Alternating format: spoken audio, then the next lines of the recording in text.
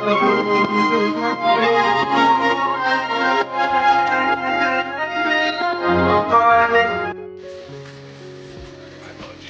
worries. Thank you so much. Did you get a straw? Yes, I did. Okay, perfect.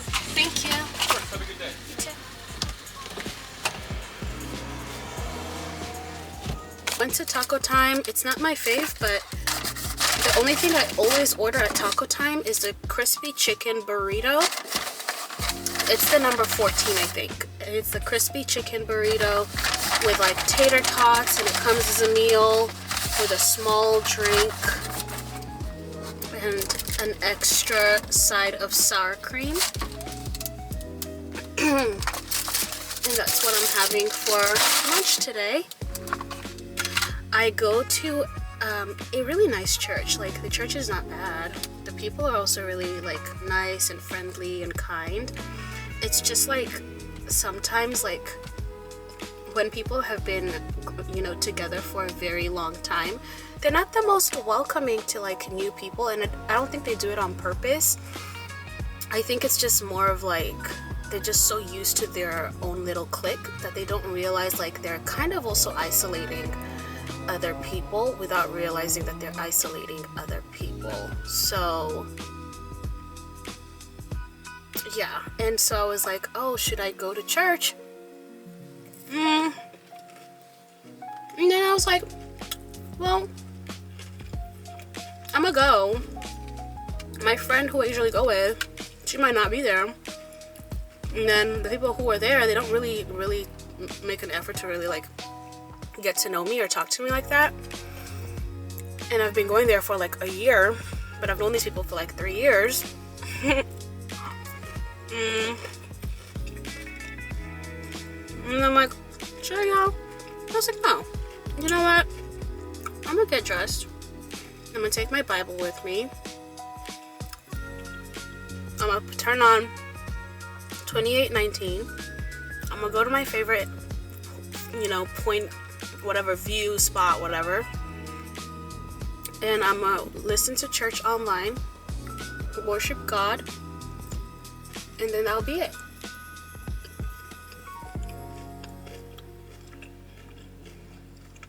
And so I'm out here eating my lunch, and then I'm gonna turn on 28:19, worship God, and that'll be it. So bright. But like what I was saying is, the reason why I didn't end up going to church in person is not because like the church is bad or anything like that. It's just more of like I want to change my habits, because I found myself like always putting effort into things and getting like the bare minimum in return. And I know, like, you know, people are always like, be good, go to church, pray, fast, serve, you know. At work it's like, be patient, help, you know, go above and beyond, help those who need help, and you know. And then in my personal life it's just like bleh. You know what I mean? Like, I haven't dated someone in a long time.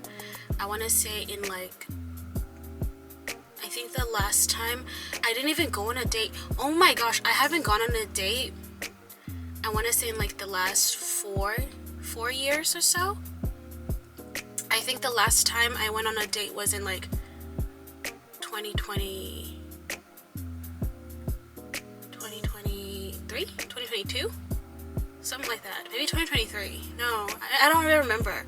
But then I've only been in like talking phases, and I don't know, like, and it's like I feel like it's just mostly because, not because of like anything anyone has done to me, honestly. Like, no, I also don't think I am the preferred I don't think I am the preferred race for the area that I live in. Like here in Washington and in the Seattle area, honestly, like the preference or the preferred race is the preferred girl is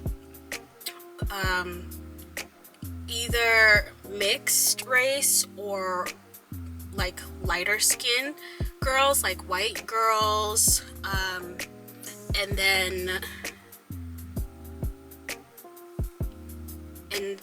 that's it, and like a twig. And I'm neither one of those. If you can't tell. And so I've tried dating apps, but not really. I wouldn't even say that I've tried it. I haven't really given it much effort, just because the pool in the dating apps that I've seen so far is just not so good. Like, it's been like a long time, and it's not even that I feel like, oh, I need to date someone, I need to be in a relationship. No, I just, and it's so sad because, like, after a while, hold on, let me close a little bit of a little bit of this, because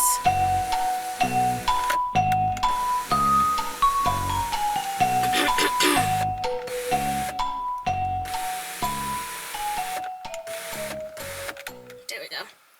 After it's not even that I want to date like that, but like after a while of not being like in a date, go in like anyone's preference really, it kind of gets like taxing. It gets kind of like depressing.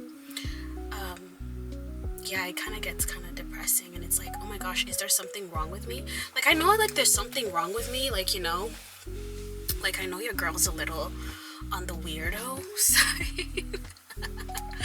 Like, I know I'm a little weird, I'm a little awkward sometimes, but like it does get a little bit like, oh wait, is there really something sorry, is there really something wrong with me? And so I don't know, this year 2026, it doesn't even feel like it's like a whole new year. Honestly, it just feels like I'm in a continuation of 2025.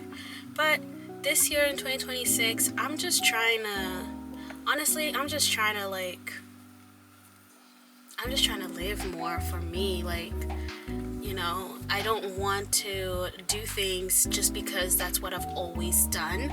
Like, for example, like with church, even like going to church, this church, and I know like I'm just probably gonna be ignored. It's gonna be like very surface level stuff, and I'm not like a surface level type of person, to be honest. And so I'm like, okay, like go and drive all this way,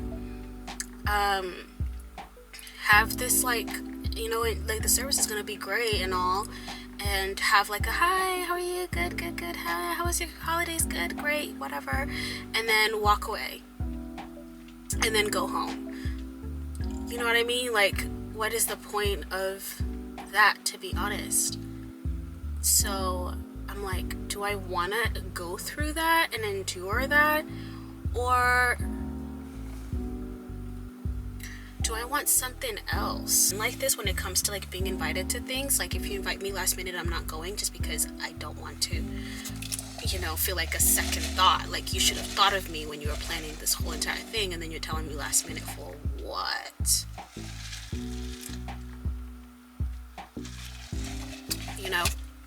But like, just what the helly? Where did he come from?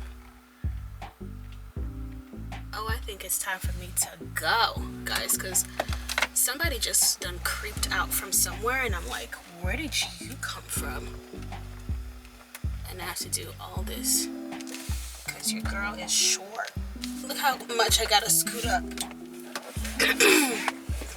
Yeah, y'all, I don't know who this man is, but I'm not gonna be here to find out, child. You know what I'm saying? You never want to piss off a man. New Year resolution. Even though I don't know, like, New Year resolutions to me are just like so overrated, because no one ever really like follows through with it. But I feel like these are goals, and these are things that I want to do that will be, that will be good for me in the long run. So maybe if I share it with you guys, it will keep me accountable to check those boxes as time goes on. So one of them for me is to go ride a horse. Like, I want to go ride a horse. I don't want to do horseback riding, like taking classes. I have no intention of that. I just want to go and ride a horse so I can get my fear of exaggeratedly large heads in smaller bodies to go away. I know it sounds crazy, but like I have like a weird fear of like things that are like exaggeratedly like large heads and tiny little bodies or smaller bodies coming towards me, and it like scares me so much. Like I feel like I can't breathe. And it's the same with horses. Horses are the only things that I can be around where I feel like it would be a good way to break this. So horses and mascots, like anything like mascot, like masks, like face masks that are like super large and exaggerated, like smile or whatever, it creeps me out. So that's one in the box, is to go horseback riding or ride a horse so I can get over that fear. Another thing I want to do is to get into my French game. Like I said earlier, I want to tap into that, and that means I've enrolled. The class doesn't start till like I think January 19th in taking French courses where it's like group courses. So I'm speaking French to other people on a weekly basis. That way my French can get stronger and better, and so that God willing, if I'm able to go to France one day, I will be able to be fluent at that. So that's another thing that is in my list is at least once a month to do something that is just for me by myself, whether it is going to the movies by myself, which I used to do so often, like way back in the day, but I haven't done that in like a long time. So whether it's like going to the movies or like taking like a trip by myself, like going somewhere and booking a hotel like in the city and just spending the weekend, just something at least once a month where it's dedicated time for just me and not including other people. That'll fall under self-care. So under that, there could be like a lot of things, but I want to do that on a monthly basis, at least once a month. Another thing that I would like to do, I really want to move. There's a city that I really want to live in, and I feel like I would thrive in this city better, or I would maybe not necessarily thrive, but I would enjoy my time in that city much more better than where I currently am living. But the reality is I can't just like up and move anywhere because I need space. I need like to have like at least a 2-bedroom apartment where it can house both me and my dad. And so, oh boy, my camera's gonna die. And so my other goal is to find a higher paying job or some type of income, because right now I have 2 jobs, and even with those 2 jobs I'm barely staying afloat because I have my bills to pay and my student loans to pay, and just also I'm taking care of another whole human being too, so it's very expensive. And my other job is just, it doesn't even earn me a lot, and quite frankly I do a lot for that second job in comparison to what I'm getting in return. Like the investment is not investing, y'all, okay? Travel more, I guess. Traveling more would be great. I didn't travel at all last year because my travel plans got busted, got killed by work, because of work, and because like other people can span out like their travel time. Like maybe you travel for like the first half of the year, in the middle, and then the end. I have to beef up all my stuff at the end, just because at the beginning of the year for my second job it's much more heavy workflow. Like there's a lot more that is needed of me, so I can't really go on vacation. And then in the middle of it, it's like, okay, it's good, but then there's like all these other things from my other job that happens towards in the middle, and then the end is really like the only time like I get like some type of leeway. And I thought that would happen last year, but it didn't. and it's also kind of plays a factor into why I really want to get a new job, a different job, and a higher paying job, and more flexibility for my time, and just like to get like to rip off to get like what I'm putting out basically. But it's like so difficult for that to happen. So yeah. Okay, so we're now waiting for 2819 to start so I can be in church.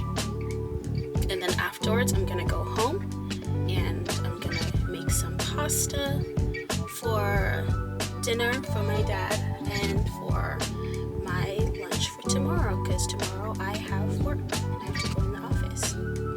So, yeah, that's what I eat. When the yard comes back to the street, when the yard comes back to the city, we're gonna dance out to the yard comes back to the yard comes back to the yard comes back to the yard comes back to the. Try this one last time. Let everything that has breath give God praise in this place.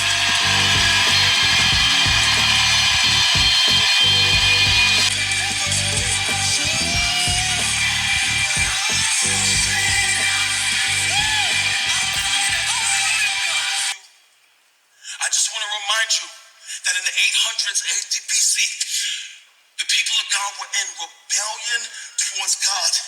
They were far away from him, running after other gods. And during that time, God raised up a prophet named Joel. And it was in the days of Joel, God sent, watch, locusts on the land to ravish the economy of the people. Because God wanted to get their attention, he touched the thing that would open their eyes, their resources, and their money. Because sometimes when we are in rebellion, God will hurt you to get your attention. It's like he loves you enough to not let you keep going too far. And for some of you, you've been through hell and you're always blaming the devil for everything you've been through. He ain't that powerful. Some of the stuff you've been through was God allowing that hell to come into your life so he can get your attention to talk to you for just a few moments. Watch. And it was in a season of rebellion while these people were far away from God. Listen to me carefully. It's during a time of rebellion. They're not close. They're not faithful. I want you to hear the context. A season of rebellion.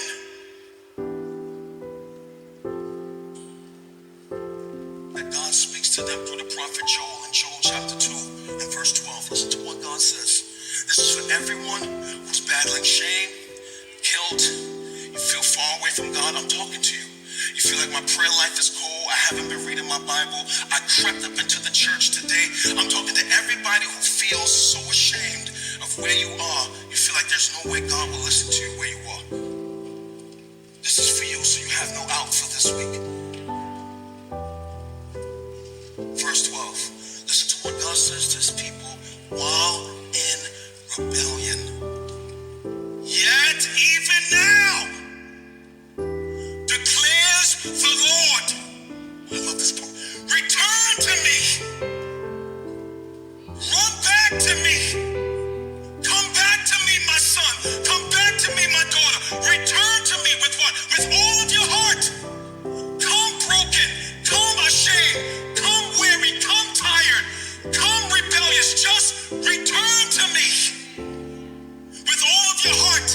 With what? With fasting. With what? With weeping. With what? With mourning. And he says, rend your hearts, tear your hearts, and not your garments. They had a practice in those days. Whenever they were sad, they would rip their clothes. The Lord says, I don't want your outward piety. I want you to come to me and tell me what's going on in the center of your heart. This is the Lord calling some of you this week to just come to him just as you are. My whole life down before grace to the Lord Most High.